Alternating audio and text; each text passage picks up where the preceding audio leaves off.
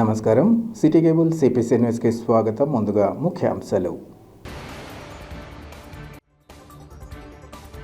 మాజీ మంత్రి వైఎస్ వివేక హత్య కేసులో ఛార్జ్ షీట్ తీసుకొని వస్తే బహిరంగ చర్చకు సిద్ధమా?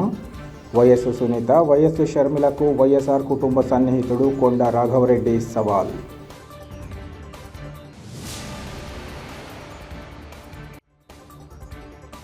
జిల్లా వ్యాప్తంగా సార్వత్రిక ఎన్నికల విధుల్లో పాల్గొనే వారి కోసం నిర్వహిస్తున్న పోస్టల్ బ్యాలెట్ ఓటింగ్ ప్రక్రియ ప్రశాంతం.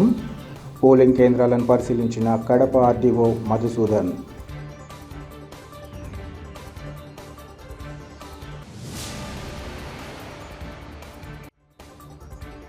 క్షత్రియ సామాజిక వర్గానికి అధిక ప్రాధాన్యత ఇస్తున్న జగనన్న ప్రభుత్వానికి తోడ్పాటు అందించాలి. క్షత్రియ ఆత్మీయ సమావేశంలో కడప అసెంబ్లీ అభ్యర్థి అంజద్ బాషా, నగర మేయర్ సురేష్ బాబుల పిలుపు.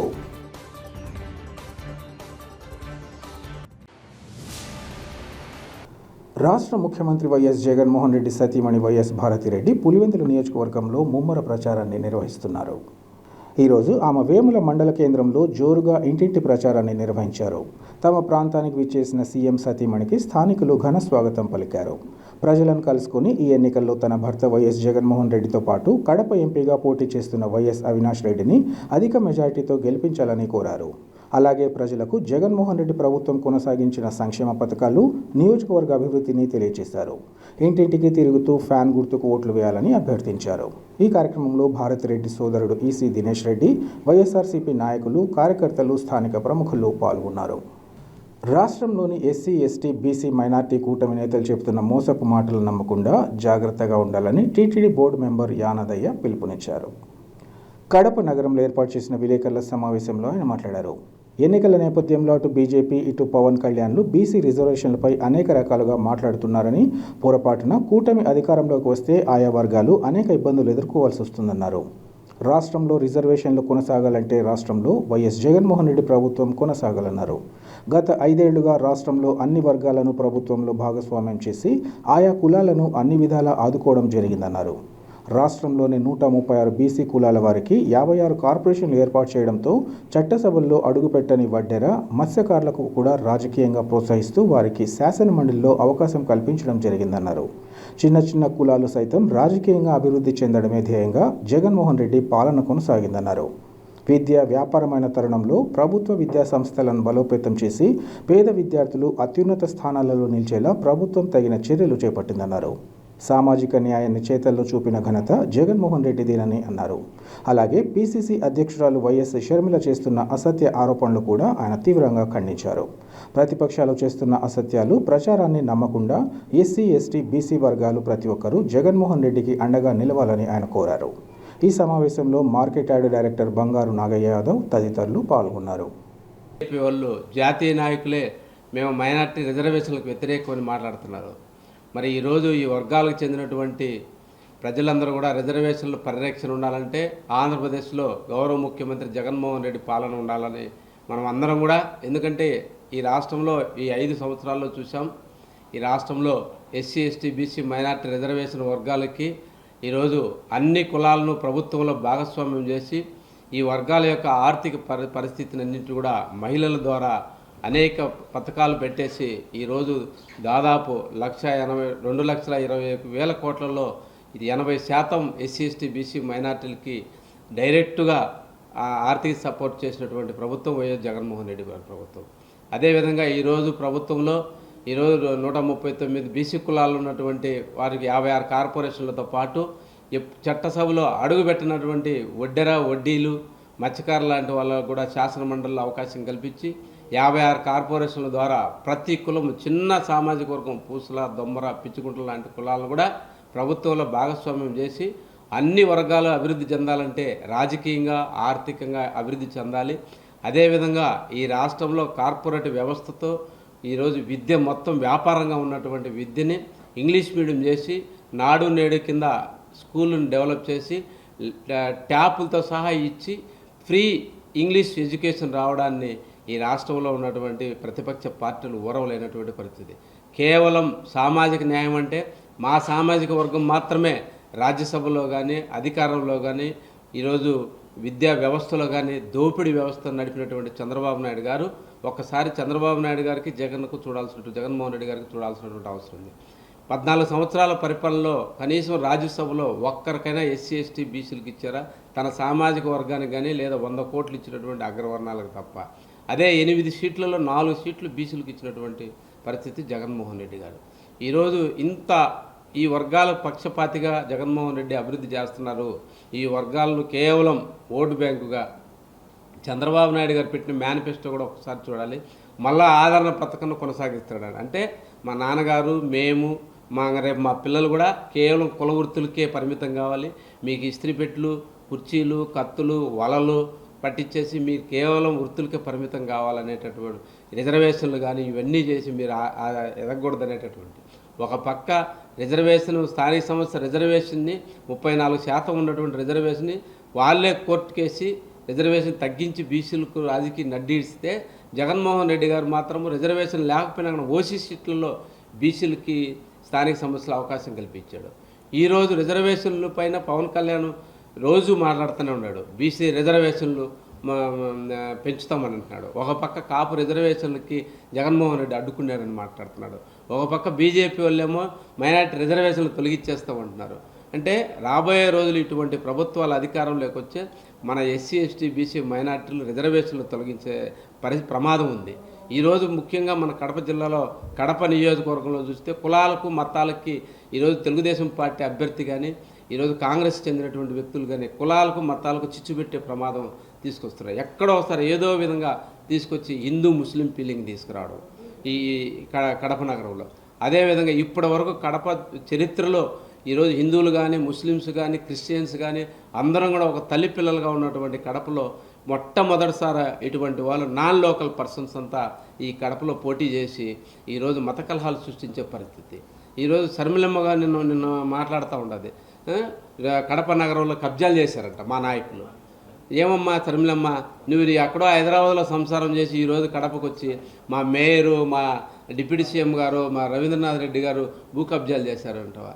ఎక్కడైనా భూ కబ్జాలు చేసి 1 సెంటు భూ కబ్జాలు చూపించగలుగుతావా నువ్వు?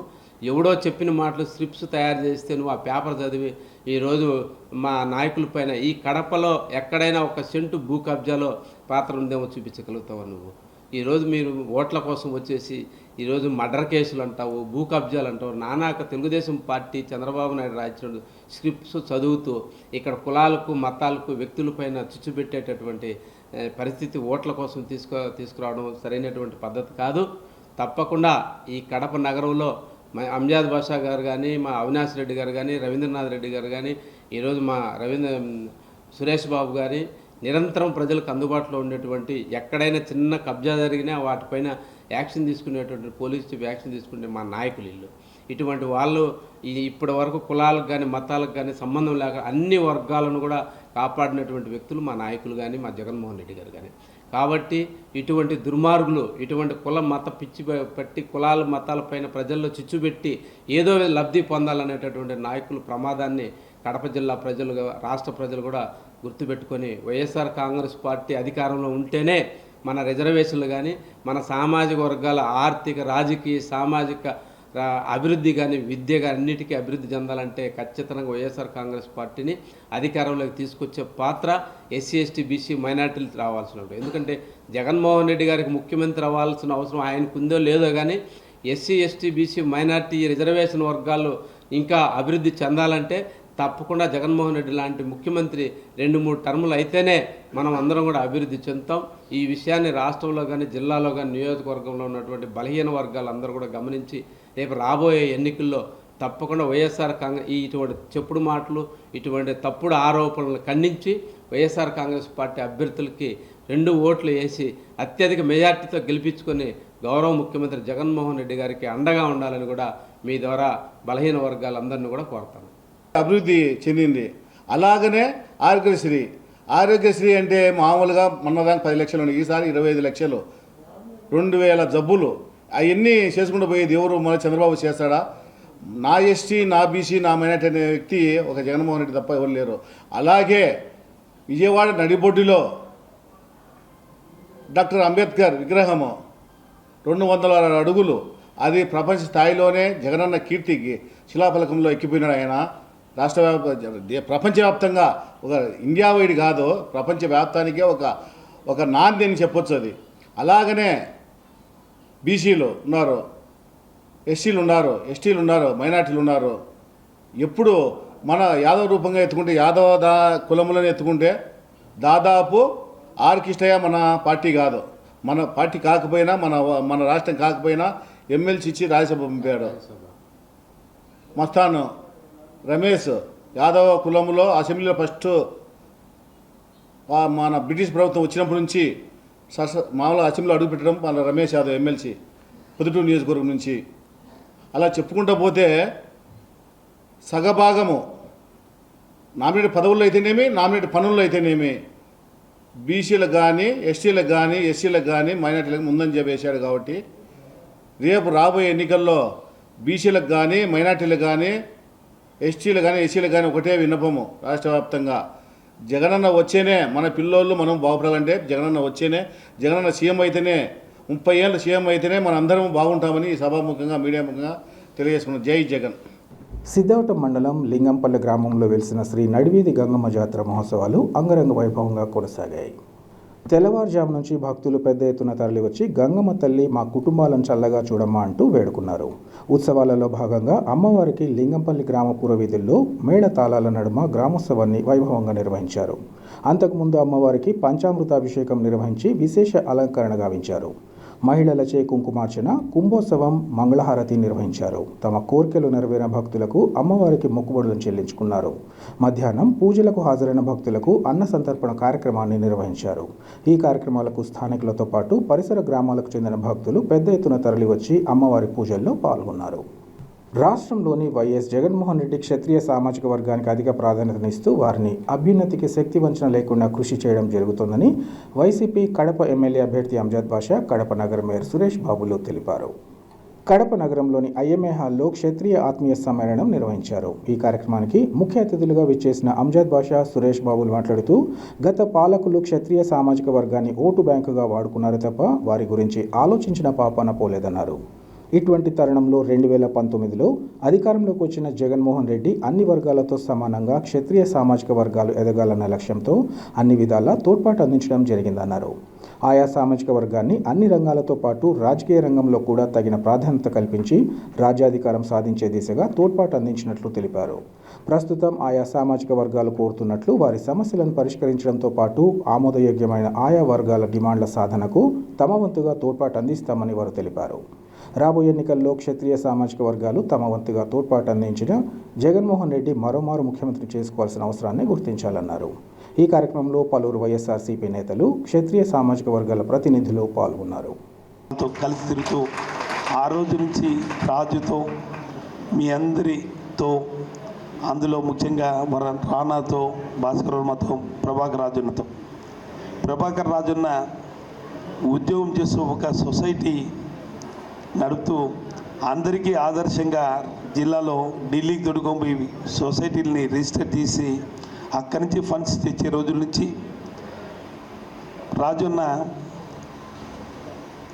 రాజశేఖర్ గారితో పరిచయం ఉన్నప్పటి నుంచి నాకు 92, అప్పటి నుంచి కూడా రాజన్న నాకు మంచి మిత్రుడు, సజెషన్ అన్నగా నాకు ఎప్పుడు చేదోడుగా ఉండేవాడు.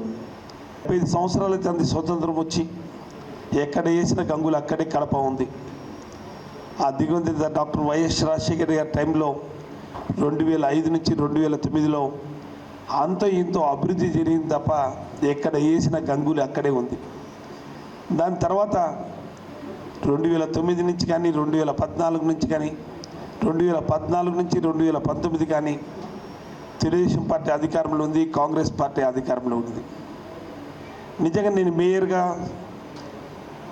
డిప్యూటీ సీఎం, ఎమ్మెల్యేగా,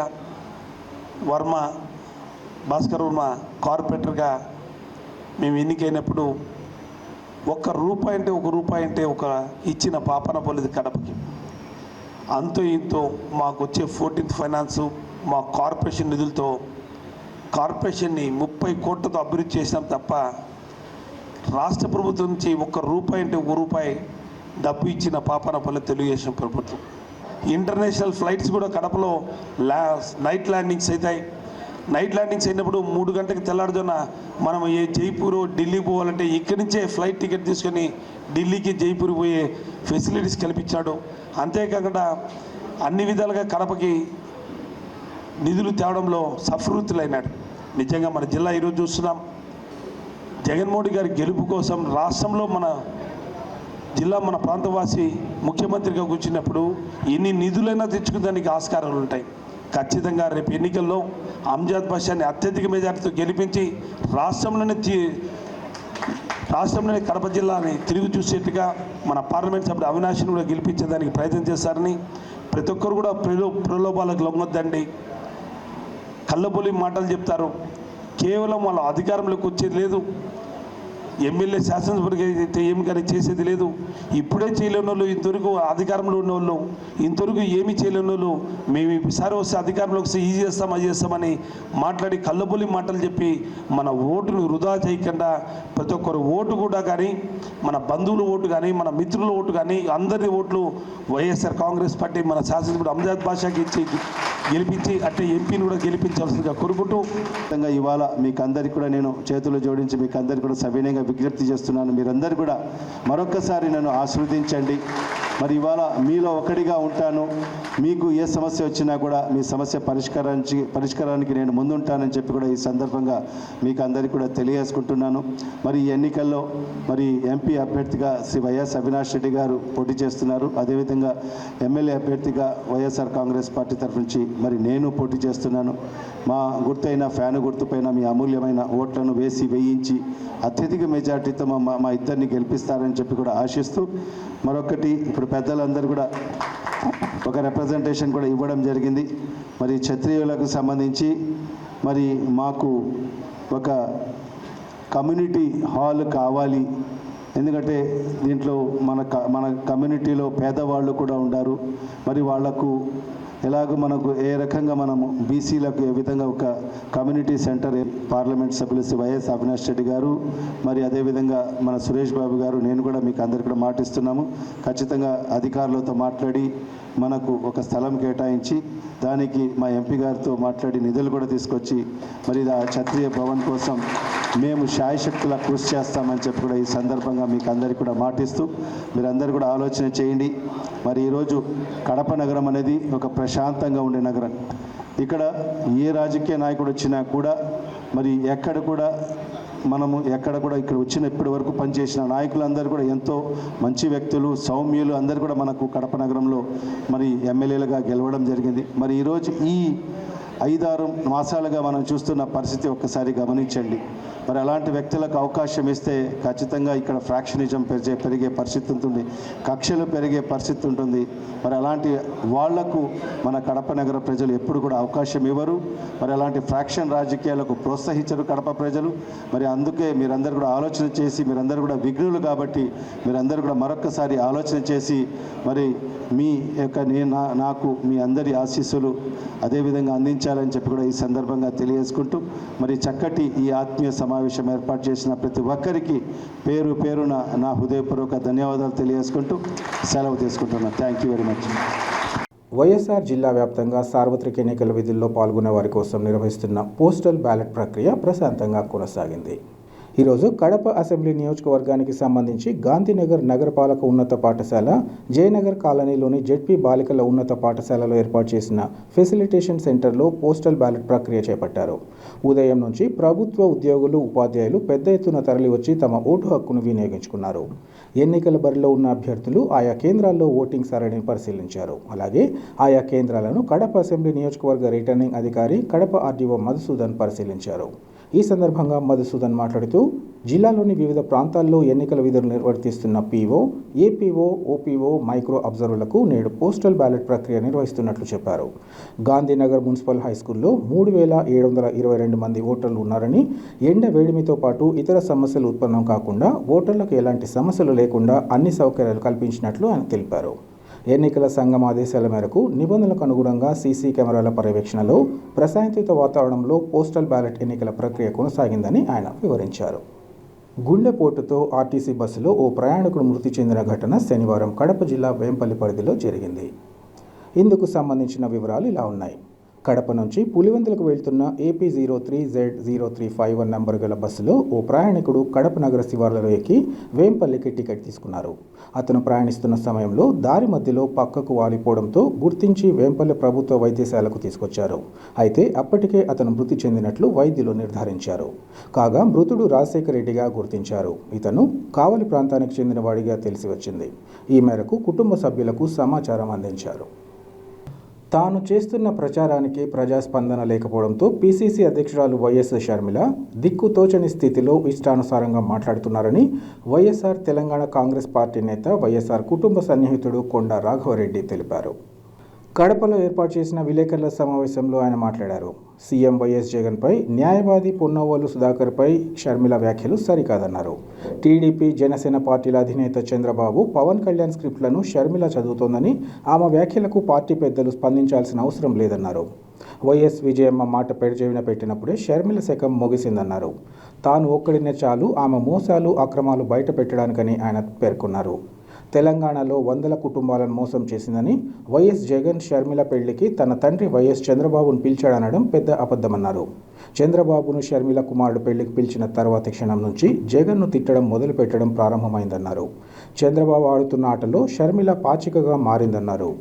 జగన్కు అద్దం చూపడం దుర్మార్గమని, ఒకసారి ఇంటికి వెళ్ళి ఆ అద్దంలో మీ ముఖం చూసుకోవాలని అన్నారు. మాజీ మంత్రి వైఎస్ వివేక హత్య కేసులో ఛార్జిషీట్ తీసుకువస్తే బహిరంగ చర్చకు సిద్ధమా అని పేర్కొంటూ ఎక్కడికైనా వస్తా మీరు రెడీనా అని సునీత షర్మిలకు కొండ రాఘవరెడ్డి సవాల్ విసిరారు. షర్మిల స్పష్టంగా తెలుసుకుని వాస్తవాలు మాట్లాడాలని, నాడు షర్మిల పాదయాత్ర చేయమని ఎవరూ అడగలేదన్నారు. షర్మిల దుర్మార్గ పనులు చేస్తున్నారు కాబట్టి మీ కుటుంబం నుంచి మద్దతు లభించడం లేదన్నారు. 1000 కోట్ల రూపాయల పని చేయనందుకే మీరు జగన్కు వ్యతిరేకంగా మారారన్నది వాస్తవమా కాదా అని ప్రశ్నించారు. ఈమె మాటలు వినే పరిస్థితుల్లో ఆంధ్రప్రదేశ్ ప్రజలు లేరు. ఈ పరిస్థితులల్లో ఈ 3 రోజుల నుంచి కడప పార్లమెంట్లో ఆమె అభ్యర్థిగా నిలబడుతుంది కనుక అక్కడక్కడ పబ్లిక్ మీటింగ్లు పెడదామని ఆలోచన చేసింది. ఆ మీటింగ్లకు జనం రావట్లేదు. ఆ ఫ్రస్ట్రేషన్లో ఏం మాట్లాడనో అర్థం కాక, ఏ విధంగా అయితే పవన్ కళ్యాణ్ మాట్లాడుతుండో, ఏ విధంగా అయితే నారా చంద్రబాబు నాయుడు మాట్లాడుతుండో, అదే పందాలు అదే స్క్రిప్టును ఈమె మాట్లాడే ప్రయత్నం చేస్తుంది. ఇంట్లో జగన్మోహన్ రెడ్డి గారు మొన్న నేషనల్ ఛానల్స్ కూడా కొన్ని ఇంటర్వ్యూలు ఇచ్చిండు. ఆ ఇంటర్వ్యూలలో చాలా చక్కగా మాట్లాడి దాని మీద కూడా ఈమె స్పందించే ప్రయత్నం చేసింది. నేను సూటిగా మురుసుపల్లి షర్మిల గారికి, నీకు సజ్జల రామకృష్ణారెడ్డి గారో వైఎస్ జగన్మోహన్ రెడ్డి గారో మీరు మాట్లాడే మాటలకు స్పందించవలసినటువంటి అవసరం లేదు. ఏ రోజైతే నీవు ABN ఆంధ్రజ్యోతిలో కూర్చున్నావో, ఏ రోజైతే నువ్వు జగన్మోహన్ రెడ్డి గారి మీద ఒంటి కాలు మీద లేస్తున్నావో, ఏ రోజైతే విజయమ్మ గారు చెప్పినటువంటి మాటలను పెడచెవిన పెట్టి నీవు రాజకీయం చేస్తున్నావో, ఆ రోజే నీవు రాజశేఖర రెడ్డి గారి తనయగా నువ్వు పక్కకు జరిగిపోయినట్టే లెక్క. నేను చాలు మీకు తెలంగాణలో మీరు చేసినటువంటి మోసాలు, తెలంగాణ ప్రజలకు చేసినటువంటి మోసాలు, తెలంగాణలో 300-400 కుటుంబాలను రోడ్డు మీదకి ఈడ్చినటువంటి మోసాలు, అక్కడ తగునామ్మా అని చెప్పి 2.5 సంవత్సరాలు అక్కడ ప్రజలను మభ్యపెట్టి అక్కడ నేను నిలబడతా, మిమ్మల్ని నిలబెడతా, నాకు బోనం తెలుసు, నాకు బతుకమ్మ తెలుసు, నాకు సెంటాన్స్ తెలుసు, నాకు అన్ని తెలంగాణ విషయాలు తెలుసు అని చెప్పి అక్కడ పోలీసు వాళ్ళని కూడా కొట్టినావు నువ్వు. ఎంత బరిదగించే మాట అంటే ఇది, బరిదగించే పరిస్థితి అంటే పోలీసు వాళ్ళని కొట్టే పరిస్థితి కూడా తీసుకొచ్చి అక్కడ నీవు తట్టాబుట్టా పక్కన పెట్టి నాకు చాతగాదిగా నేను ఇక్కడ తెలంగాణలో రాజకీయాలను చేయని చెప్పి అక్కడ ప్రజలను మోసం చేసి ఆంధ్రప్రదేశ్లో అడుగుపెట్టినావు. అడుగుపెట్టడానికి కారణాలు చాలా ఉన్నాయి. ఇవాళ ప్రతి విషయంలోనూ చంద్రబాబు నాయుడు మెడల మీద ఎత్తుకుని వచ్చే ప్రయత్నం చేస్తున్నావు. ఎందుకు చేస్తున్నావు మాకు తెలవాలి. నీవు ఒక 2-3 అబద్ధాలు ఆడినావు నిన్న మాట్లాడిన దాంట్లో. వైఎస్ రాజశేఖర రెడ్డి గారంట వైఎస్ జగన్మోహన్ రెడ్డి గారి పెళ్లికి, వైఎస్ మురుసుపల్లి షర్మిల గారి పెళ్లికి చంద్రబాబు నాయుడు ఇంటికి పోయి పత్రిక ఇచ్చిండంట. ఇంత పచ్చి అబద్ధాలు చూడండి. వైఎస్ జగన్మోహన్ రెడ్డి గారి పెళ్లి 1,00,000 మందితోటి పులివెందుల పెళ్లి చేసిండు ఆయన. చంద్రబాబు నాయుడుకు కాడియలే, చంద్రబాబు నాయుడు రాలే. అబద్ధాలు వద్దు. నీ పెళ్లి వెస్లీ చర్చిలో జరిగింది, సికింద్రాబాద్ వెస్లీ చర్చిలో. Holiday in Krishna holiday in Krishna లోపల నీ రిసెప్షన్ జరిగింది. అక్కడికి కూడా చంద్రబాబు నాయుడు రాలే. చంద్రబాబు నాయుడుకు రాజశేఖర రెడ్డి గారు పత్రిక ఇయ్యలేదు. ఆ రోజు చంద్రబాబు నాయుడు పత్రిక ఇచ్చిన పద్ధతిగానంట ఈమె పోయి 24 గంటలు జగన్మోహన్ రెడ్డి గారి మీద, రాజశేఖర రెడ్డి గారి కుటుంబం మీద అవాక్కులు చెవాకులు వేలేటటువంటి ఈ నరరూప రాక్షసుడు రారా చంద్రబాబు నాయుడు ఇంటికి పసుపు రంగు చీర కట్టుకొని 2 గంటలు కూర్చొని పత్రిక ఇచ్చి వచ్చినవు. ప్రతి ఒక్కరికి అనుమానం వస్తుంది. అండ్లకెళ్ళి బయటకు వచ్చిన క్షణం నుంచి నువ్వు జగన్మోహన్ రెడ్డి గారిని తిట్టడం స్టార్ట్ చేసినావు, జగన్మోహన్ రెడ్డి గారి ప్రభుత్వాన్ని తిట్టడం స్టార్ట్ చేసినావు, జగన్మోహన్ రెడ్డి గారి మీద ఒంటి కాలు మీద లేవడం స్టార్ట్ చేసినావు. అక్కడ నీకు ఏమో ఒక బేరం కుదిరింది కనుక నువ్వు అట్లా చేస్తున్నావు. ఇది యావత్తు ఆంధ్రప్రదేశ్ ప్రజలకు తెలుసు, ఎవరిని అడిగినా చెప్తారు. నీవు, నీ చెల్లె నర్రెడ్డి సునీత వివేకానందరెడ్డి గారి కేసులో మీరు ఛార్జ్షీట్ తీసుకొని రండి. ఎవరి దగ్గరికి మనం పోవాల్సిన అవసరం లేదు. టోటల్ ఛార్జ్షీట్ నేను డౌన్లోడ్ చేసి పెట్టుకున్నా. ఆ ఛార్జ్షీట్లో ఉన్నటువంటి మీ వాటి మీదనే మనం మాట్లాడదాం. ఎక్కడికి వస్తారో చెప్పండి. మన తండ్రి గారైనటువంటి స్వర్గీయ రాజశేఖర రెడ్డి గారి సమాధి దగ్గర వచ్చి మాట్లాడతారా? మాట్లాడండి. 11వ తారీఖు 4 గంటల వరకు మనకు ప్రచారం చేసే అవకాశం ఉంది. అంతలోపల నువ్వు రా. నీ అడ్వకేట్ని తీసుకొని వస్తావా, నర్రెడ్డి సునీతారెడ్డిని తీసుకొని వస్తావా? వివేకానందరెడ్డి గారి విషయం లోపల అవాకు చెవాకులు పలకడం మానేయండి. విజయమ్మ గారు కానీ ఆ కుటుంబంలో ఏ ఒక్క వ్యక్తి కూడా నేను పాదయాత్ర చేయమని చెప్పలే. ఎవరన్నా పాదయాత్ర చేస్తే భారతమ్మనో విజయమ్మనో చేస్తే, లేకపోతే ముఖ్యంగా భారతమ్మ చేస్తే ఆమెకేమన్నా మంచి అదొస్తుందేమో, పేరు వస్తుందో, పలుకుబడి వస్తుందన్న ఉద్దేశంతో, దుర్మార్గపు ఆలోచనతో నువ్వు పాదయాత్ర చేసినావు మురిసిపల్లి షర్మిల గారు. ఇవాళ నువ్వు కొత్తగా చెప్తున్నావు నేను పాదయాత్ర ఎవరు చెప్తే చేసినా. నువ్వు 100% చంద్రబాబు నాయుడుకు తొత్తుగా మారినవు. చంద్రబాబు నాయుడు కూడా మోసగాడు. షర్మిలమ్మ గారు నువ్వు అర్థం చేసుకో. ఇవాళ నీకు ఇస్తానటువంటి ప్యాకేజు మొదలే తీసి పెట్టుకోను, లేదా 11వ తారీఖు 4 గంటల తర్వాత నీ ప్యాకేజ్ కూడా క్లోజ్ అయిపోతుంది. దుర్మార్గుడు ఏమన్నా పైసలు ఇస్తా అంటే ఇప్పుడే తీసుకోను. ఆ పైసలు కూడా నీకు ఇయ్యడు. నిన్న మొన్న ఏదో పైసలు పంపనట్టుండు ఒక రకమైనటువంటి అద్దం తీసుకొచ్చి ముంగడ కూర్చొని ప్రజలను మొబ్బెట్టే ప్రయత్నం చేస్తున్నావు. నువ్వు షర్మిలమ్మ జగన్మోహన్ రెడ్డి గారి గురించి పాదయాత్ర చేస్తుంటే వివేకానంద రెడ్డి గారు ఏలూరులో నీకు సంఘీభావం తెలపడానికి వచ్చిండు. నేను అప్పుడు నీ పక్కనే ఉన్నా. ఒక పక్కకు వివేకమన్నా, ఒక పక్కకు నేనున్నా. వివేకమన్న నువ్వు నడిచినంత ఫాస్ట్గా నడవక వెనకాల ఉంటే నేనన్నా అమ్మ వివేకం చిన్న ఆయన జర మెల్లగా నడుస్తుండు, నువ్వు మెల్లగా నడవమంటే ఆ దరిద్రుడు గట్టిగా నడుస్తున్నాడనే మాట నువ్వు అన్నవా అని లేదా? ఛాలెంజ్ చేస్తున్నా. నీవు నమ్ముకున్న దేవుని మీద నువ్వు ప్రమాణం చేయి, నేను నమ్ముకున్న దేవుని నేను ప్రమాణం చేస్తా. ఎన్నిసార్లు నువ్వు వివేకానంద రెడ్డి గారికి గల్ల పట్టుకున్నావు? ఇవాళ నీకు వివేకం చిన్న ఆయన కనబడ్డా? నీ దుర్మార్గం అంతా ఇట్నే ఉంటుంది. తెలంగాణ వచ్చిన తర్వాత 7 సంవత్సరాలకు తెలంగాణ గుర్తొస్తుంది.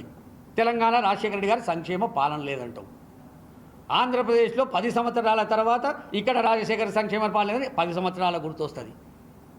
దివంగతుడై 5 సంవత్సరాలు అవుతుంటే ఇవాళ నీకు వివేకానంద రెడ్డి గారు గుర్తొస్తారు. నేను అడుగుతున్నా నిన్ను, వివేకానంద రెడ్డి గారు చనిపోయిన తర్వాత 5 సార్లు వర్ధంతి, 5 సార్లు జయంతి నడిచింది. ఏ రోజు నువ్వు ఎన్ని సంవత్సరాలు నువ్వు వర్ధంతి జయంతికి పోయినావు? ఇవాళ ఆయన నీకు అవసరం ఉండు కనుక ఆయనను మెడకేసుకొని వాటకు ముందు ఓటు, వాటకు వెనుక ఓటు. మా చిన్న ఆయనను చంపారు, ఓటేయండి.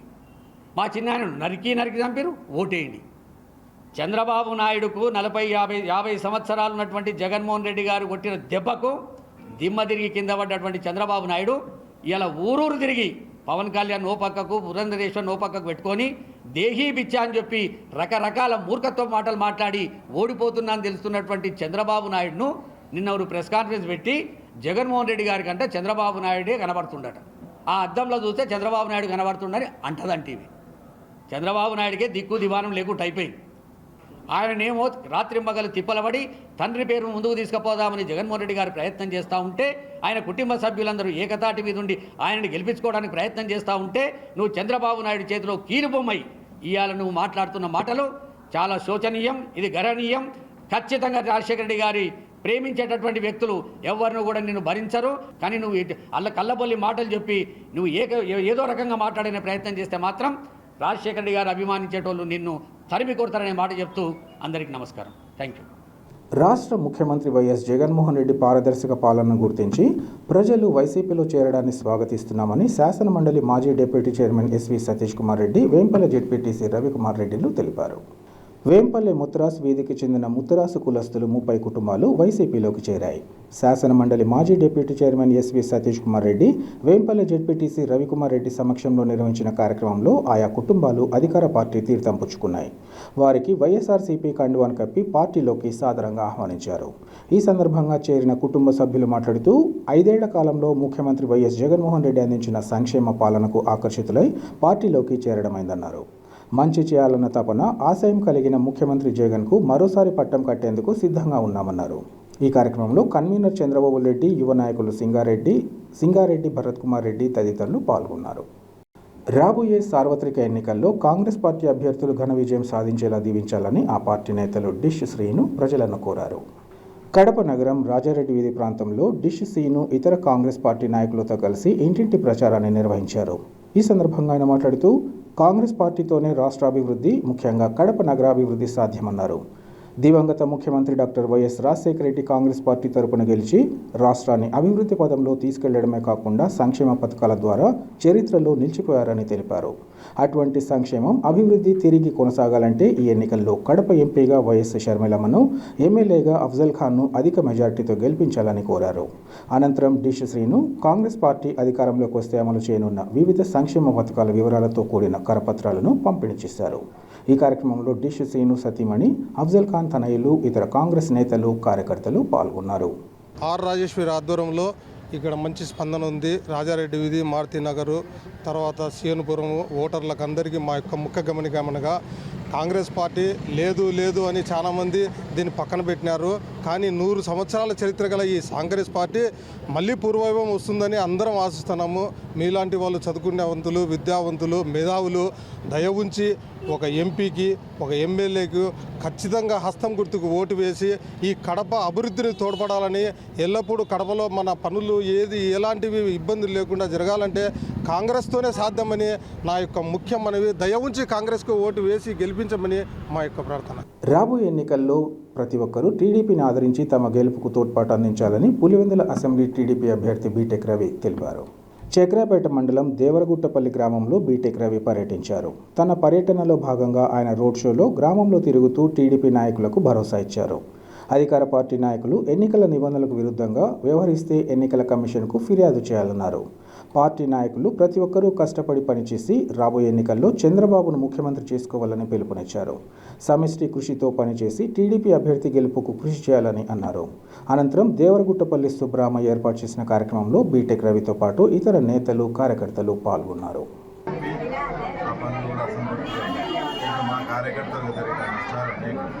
వాళ్ళ మంచి అయితే ట్రాక్టర్లకు ఇసుక ఫ్రీగా తీసుకోబోతారు. అది మా వాడు ఇల్లు కట్టుకునేదానికి దొరకపోయినా దానికి కేసులు పెట్టి 10,000, 20,000 ఫైన్ వేసిన సందర్భాలు.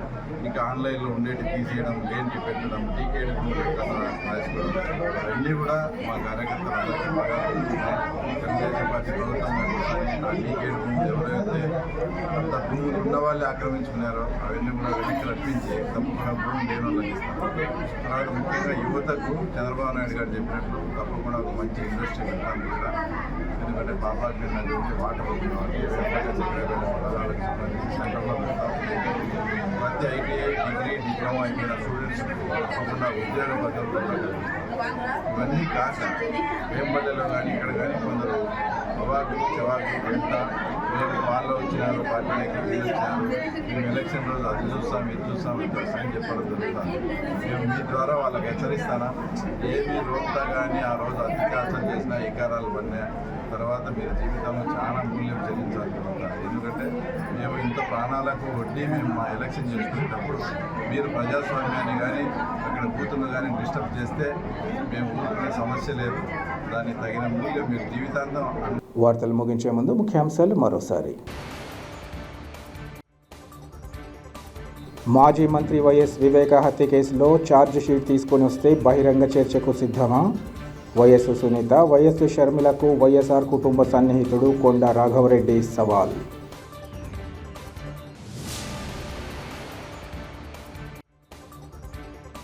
జిల్లా వ్యాప్తంగా సార్వత్రిక ఎన్నికల విధుల్లో పాల్గొనే వారి కోసం నిర్వహిస్తున్న పోస్టల్ బ్యాలెట్ ఓటింగ్ ప్రక్రియ ప్రశాంతం. పోలింగ్ కేంద్రాలను పరిశీలించిన కడప ఆర్డీఓ మధుసూదన్.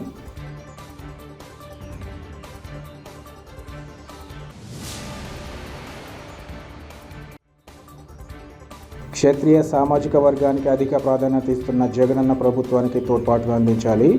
క్షత్రియ ఆత్మీయ సమావేశంలో కడప అసెంబ్లీ అభ్యర్థి అంజద్ బాషా, నగర మేయర్ సురేష్ బాబుల పిలుపు.